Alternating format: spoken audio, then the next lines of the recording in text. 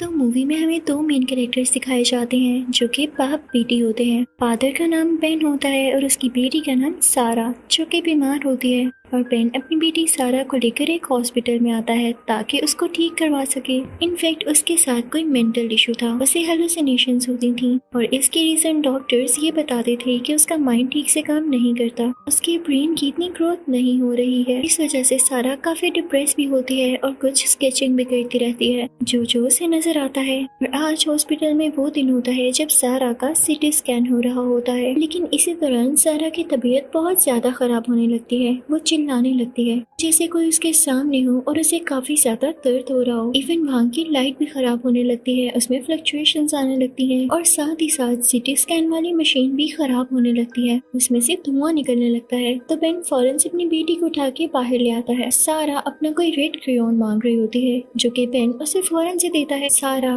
उस क्रेयॉन से एक पेज पर सर्कल्स ड्रॉ करने लगती है। अब दूसरी तरफ बेन डॉक्टर से कह रहा होता है कि मेरी बेटी ठीक कैसे होगी। तो डॉक्टर्स उसे बताते हैं कि इसका इलाज करना अभी तो बहुत मुश्किल है, इसकी मेंटल स्टेट ही अभी ठीक नहीं है, सैडली हम आपकी बेटी का ट्रीटमेंट नहीं कर पाएंगे। तो बेन अपनी बेटी को लेके कहीं और आ जाता है। वो प्लान कर रहा होता है कि इसे किसी और हॉस्पिटल लेकर जाऊंगा ताकि इसका ट्रीटमेंट करवा सकूं। वहाँ पर उसे एक नर्स मिलती है जिसका नाम एमिली होता है और बेन उसे सारी डिस्कशन करता है और वो भी काफी वरीड हो जाती है। अब ये लोग एक एलिवेटर में जाते हैं, वहाँ पर एक और आदमी होता है और साथ ही वहाँ पर एक डिटेक्टिव आता है एक और आदमी को अपने साथ लेके। वो लोग नीचे वाले फ्लोर की तरफ जा ही रहे होते हैं कि एलिवेटर रुक जाता है। वहाँ पर अंधेरा हो जाता है और डिटेक्टिव जिस आदमी को अपने साथ लाया था उसकी तबीयत खराब होने लगती है। वो लोग वहाँ से सिक्योरिटी को कांटेक्ट करने की कोशिश करते हैं लेकिन नो रिस्पॉन्स। तभी एलिवेटर का दरवाजा खुल जाता है और वो एक फ्लोर पर पहुंच जाते हैं जो कि 6th फ्लोर होता है। जैसे वो लोग बाहर आते हैं तो देखते हैं कि वहाँ पर कोई भी नहीं है, वो जगह खाली है। वो जगह उनको काफी सुनसान और डिजर्टेड लगती है। वहाँ पर खामोशी होती है लेकिन तभी उन्हें एक रूम से कुछ आवाज आती है और जब डिटेक्टिव वहाँ पर जाकर देखता है तो वहाँ पर एक फोटोकॉपिंग मशीन अपने आप चल रही होती है,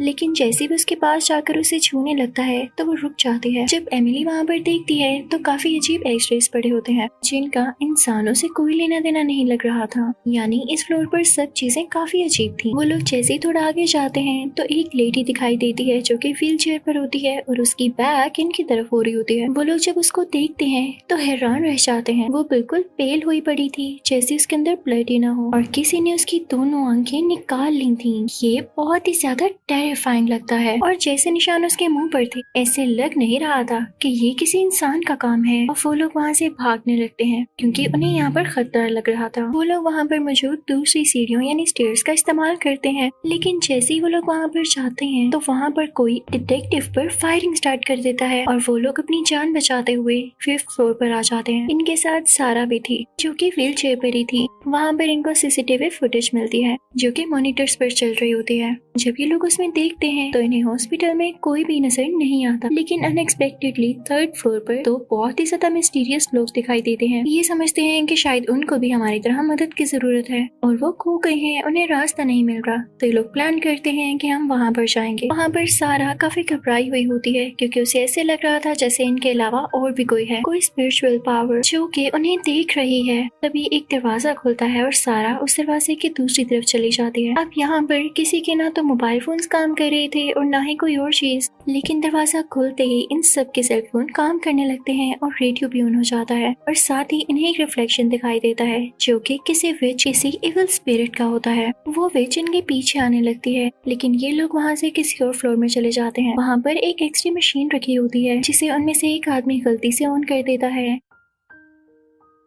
और उसकी वजह से इनके करीब आती हुई वो विश दूर जाने लगती है और गायब हो जाती है। सब लोग कहते हैं क्या ये हमारी हेलुसिनेशन तो नहीं है। तो उनमें से ओल्ड मैन कहता है कि हम सबको एक ही जैसी हेलुसिनेशन, ऐसा कैसे हो सकता है। तो वहाँ पर जो दूसरा आदमी होता है वो कहता है मेरा तो दिमाग खराब हो रहा है, मैं यहाँ से जा रहा हूँ, तुम लोग रहो यहीं पर। अब जैसे वो आदमी वहाँ से निकल कर एलिवेटर की तरफ जाता है तो उसे लगता है जैसे जमीन हिल रही हो और उसे ठीक ही लग रहा होता है। जमीन से कोई हाथ बाहर आता है। वो काफी ज्यादा डर जाता है, वो चिल्लाने लगता है और सारे लोग वहाँ पर आ जाते हैं। वो एलिवेटर का दरवाजा खोलने की बहुत कोशिश करते हैं, लेकिन उस हाथ ने भी उस आदमी को पकड़ रखा था काफी मजबूती से। लेकिन जैसे तैसे करके बेन और उसके साथी इसको बचा लेते हैं और अपने साथ बाहर ले आते हैं। अब वहाँ पर मौजूद नर्स यानी एमिली उसके जख्मों को ठीक करती है। तभी उसे एक आवाज आने लगती है, लेकिन वो लोग समझ नहीं पाते कि वो क्या कहना चाह रहा है। और इसी तरह ये लोग थर्ड फ्लोर पर पहुंच जाते हैं, जहाँ पर एमिली देखती है कि उसके एक साथी की डेड बॉडी है और उसके पास एक रिकॉर्डर पड़ा है। उस रिकॉर्डर में ये होता है कि अगर तुम लोग अपनी जान बचाना चाहते हो तो मेरे हवाले इस लड़की को कर दो। पता नहीं वो किस लड़की की बात कर रहा था, एमिली की या सारा की। तभी वहाँ पर वो सोल आ जाती है। वो क्रिएचर जिसका हाथ हमने एलिवेटर में देखा वो इन पर अटैक करने लगती है। ये सब वहाँ से भाग जाते हैं सिवाय उस बूढ़े आदमी के। लेकिन वहाँ पर बेचारा डिटेक्टिव मारा जाता है। अब सब लोग बाहर आ चुके थे। वो लोग एक ऐसी जगह पर पहुँचते हैं जहाँ खिड़की से वो बाहर देख सकते थे। तो उनको लगता है जैसे बाहर की दुनिया में कोई मूवमेंट नहीं है, जैसे टाइम फ्रीज हो गया हो और वो अंदर फंस चुके हों। तभी एमिली को कुछ आवाजें आने लगती हैं। तो एमिली कहती है, नहीं,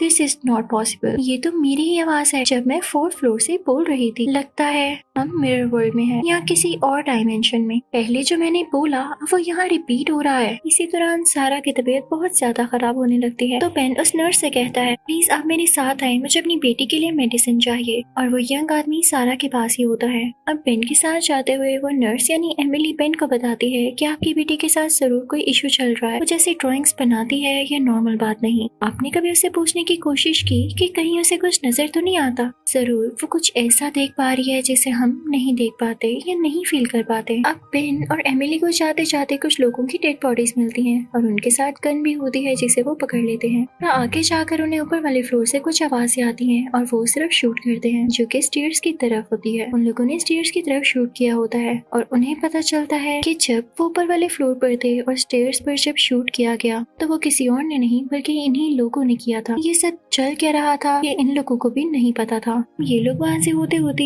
एक इमरजेंसी रूम में आ जाते हैं जहाँ पर इन्हें स्केलेटन्स दिखाई देते हैं। दूसरी तरफ हम देखते हैं सारा को फिर से कुछ फील होने लगता है जैसे उसके आसपास कोई हो। तो जिस आदमी को सारा के फादर उसके पास छोड़ के गए थे वो स्पिरिट से कहने लगता है कि ले जाओ सारा को, ले जाओ इस बच्ची को अपने साथ। लेकिन इससे पहले कि ऐसा कुछ होता वो बूढ़ा आदमी पीछे से आता है और उस यंग आदमी को रोकता है कि तुम क्या कर रहे हो। वो यंग आदमी पलट कर उसे बूढ़े आदमी पर अटैक करने की कोशिश करता है, लेकिन उसकी स्किन तो जैसे फट रही होती है जैसे वो भी उन्हीं किसी क्रिएचर्स में से हो, लेकिन अच्छे दिल वाला। वो यंग आदमी किसी की भी परवाह न करते हुए सारा के पास दोबारा जाता है, लेकिन उसकी व्हील चेयर अपने आप चलने लगती है और तभी वहाँ पर बहुत ज्यादा रेत उड़ने लगती है यानी सैंड। उस सैंड स्टॉर्म से कुछ भी नजर नहीं आ रहा होता। वो यंग आदमी भी सारा के पीछे पीछे होता है और तभी वहाँ पर बेन भी आ जाता है। यहाँ पे काफी अनएक्सपेक्टेड चीज होती है जो कि देखने में ही काफी खौफनाक लगती है। उस रेत के तूफान में से क्रिएचर बाहर आता है और उस यंग आदमी को मार डालता है जो कि सारा को सेक्रीफाइस करना चाह रहा था। इससे पहले कि वो क्रिएचर इन बाकी लोगों पर भी अटैक करता तो बेन उस पर अटैक करके वहाँ से भागने लगता है और उन्हें उस ओल्ड मैन की बॉडी भी दिखाई देती है। तो एमिली यानी नर्स काफी हैरान होती है कि ये तो हमारे साथ जिंदा था, लेकिन अब आप इसकी स्किन देखो, ऐसे लगता है जैसे इसे मरे हुए काफी टाइम हो गया हो। ये भी पॉसिबल था कि ये सारा की जान बचाने के लिए ही आया हो और वाकई में काफी दिन पहले का मर चुका हो।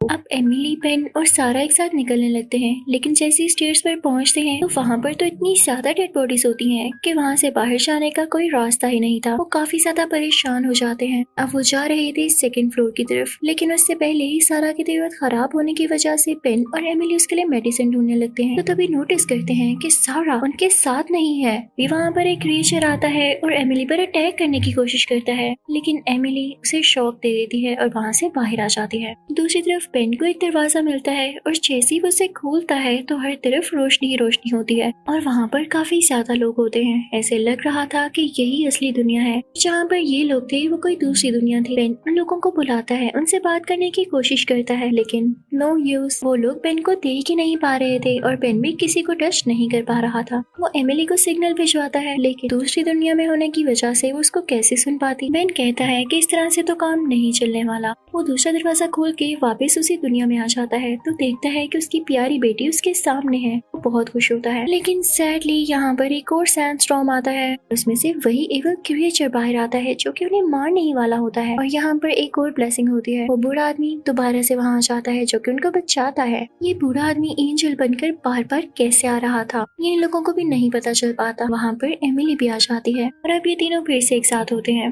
वो तीनों एलिवेटर की तरफ जाते हैं। वो खौफनाक क्रिएचर जो कि एलिवेटर वाला था एलिवेटर की तरफ दोबारा बढ़ रहा होता है, लेकिन इससे पहले ही वो दरवाजा बंद कर लेते हैं। फर्स्ट फ्लोर तक जाने का बटन प्रेस करते हैं, लेकिन एलिवेटर उन्हें बेसमेंट में पहुंचा देती है। तभी सारा को कुछ आवाजें आने लगती हैं। अपने कानों पर हाथ रखकर चिल्लाने लगती है और वहाँ पर एक इविल स्पिरिट आती है जो कि एमिली पर अटैक करने वाली होती है। लेकिन सारा को देख के वो तो जैसे भाग ही जाती है। अब बेन एमिली से कहता है कि तुम सारा के साथ व्हीलचेयर पर ही बैठ जाओ, जो भी हो मैं तुम दोनों को यहाँ से सेफली बाहर निकालूंगा। और वो आगे बढ़ता रहता है और उनके सामने मुर्दा खाना होता है। यहाँ पर सारी डेड बॉडीज जिंदा होने लगती हैं, लेकिन बेन नहीं डरता। एमिली बताती है कि यहाँ पर एक दरवाजा है जो कि बाहर की तरफ खुलेगा, बस हमें हिम्मत नहीं हारनी। बेन फौरन से अपनी बेटी सारा को उठाता है, एमिली से भी आने को कहता है, लेकिन यहाँ पर एमिली जिस व्हील चेयर पर होती है वो स्टक हो जाती है। बेन के बाहर आते ही वो दरवाजा बंद हो जाता है। एमिली अंदर रह गई थी डेड बॉडीज के साथ। अब डेड बॉडीज एमिली की तरफ बढ़ रही होती हैं। वो काफी डर जाती है और बेन चाह कर भी दोबारा से अंदर नहीं जा पाता। वो फौरन से अपनी बेटी को एम्बुलेंस में बिठाता है और वहाँ से निकल जाता है। लेकिन तभी सारा अपने डैड से कहती है वो आ रहा है, वो हमारे पीछे है। और ऐसा ही होता है, कोई शैडो उनका पीछा कर रहा होता है। जहाँ जहाँ से वो गुजर रहे होते हैं वहाँ अंधेरा छाने लगता है। जल्दी उस अंधेरे में से एक शैतान बाहर आता है, एक एविल क्रिएचर जो कि उन्हें मारने वाली होती है। बेन जल्दी से एम्बुलेंस का रुख दूसरी तरफ करता है और तेजी से उसे चलाने लगता है,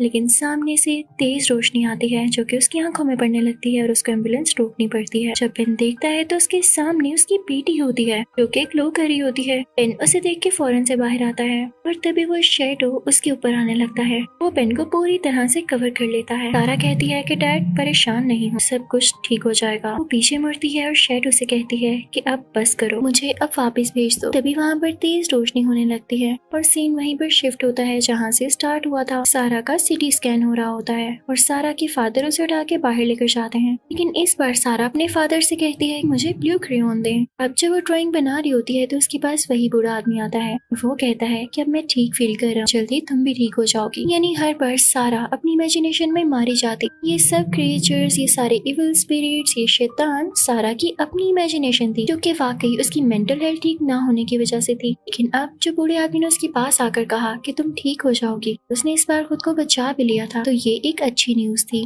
कि अब सारा को अपनी इमेजिनेशन में वो इविल स्पिरिट्स कभी नहीं दिखाई देंगी। इसी के साथ ये मूवी यहीं एंड होती है। Thank you so much for watching.